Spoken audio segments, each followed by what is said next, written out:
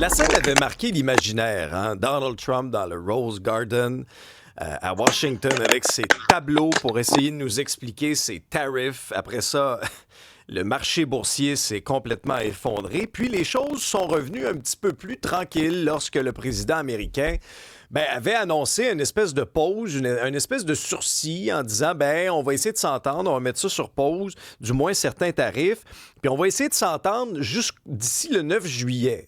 Mine de rien, cette date butoir approche à grands pas. Et là, la porte-parole de la Maison-Blanche, Caroline Leavitt, a été questionnée là-dessus hier.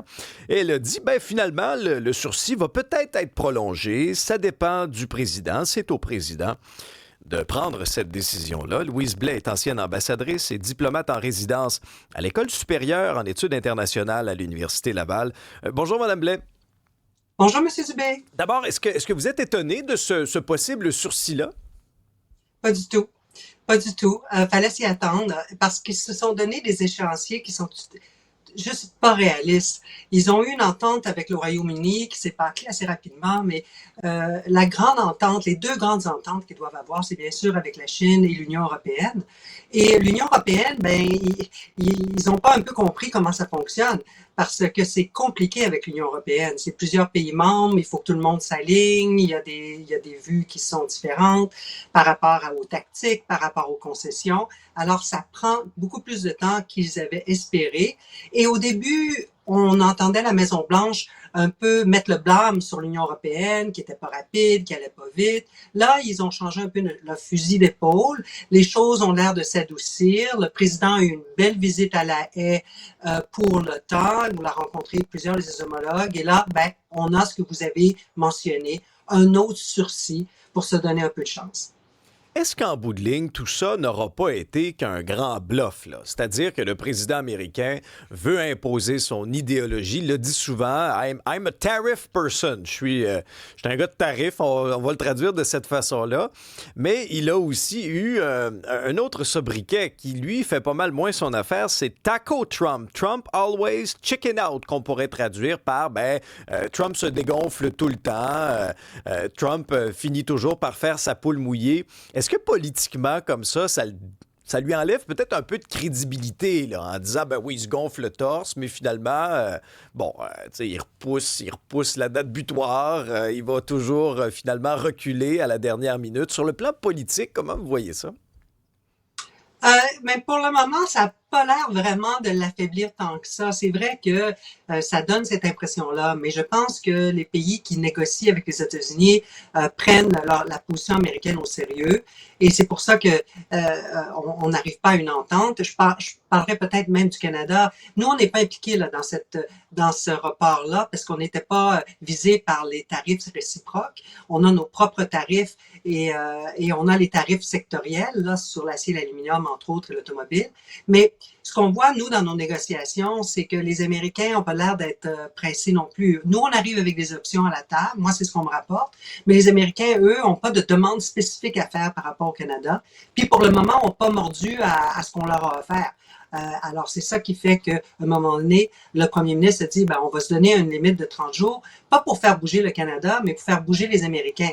Et l'autre message qu'on sent recevoir, c'est que quoi qu'il arrive, il va avoir des tarifs. Alors, c'est une question de pourcentage et le modèle qu'on nous cite régulièrement par les Américains, c'est le modèle avec le Royaume-Uni qui a un genre de ce qu'on dit en mauvais anglais, là, un baseline. Alors, est-ce que c'est ça à quoi il faut que le Canada s'attende aussi? Moi, je crois que oui. Je pense qu'il va avoir un tarif. Il faut juste s'assurer qu'il soit le plus bas possible. Alors, ça pourrait devenir notre nouvelle réalité, hein, qui serait donc ciblée dans certains secteurs, peut-être pas de l'ampleur, par exemple, l'aluminium, 50%, l'acier, l'aluminium, mais on vivrait dans un monde où, pour faire du commerce chez nous, il y aura un frais, il y aura un ticket, il y aura un frais à l'entrée, il y aura un tarif, là. Oui.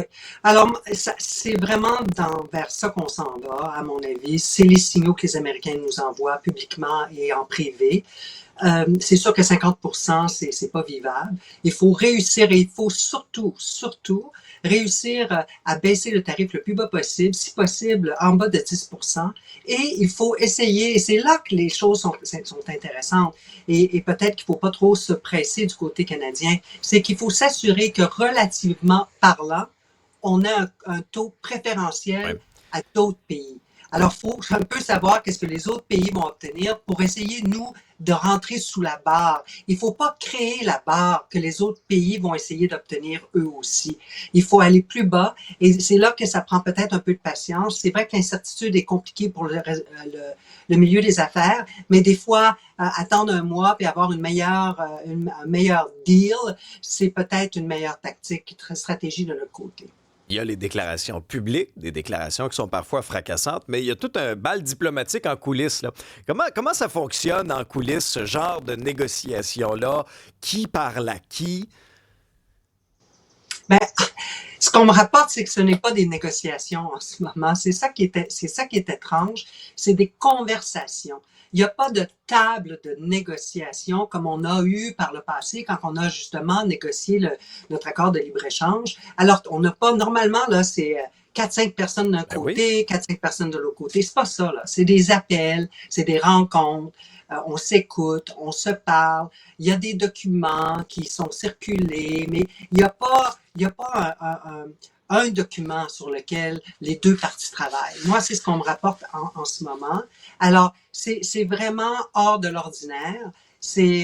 Alors, il faut réussir. Et il y a plusieurs personnes impliquées. On sait, il y a le ministre Leblanc, il y a l'ambassadrice Kirsten Elman qui a été nommée la négociatrice en chef. Ça, c'est un peu étrange, mais bon, c'est temporaire.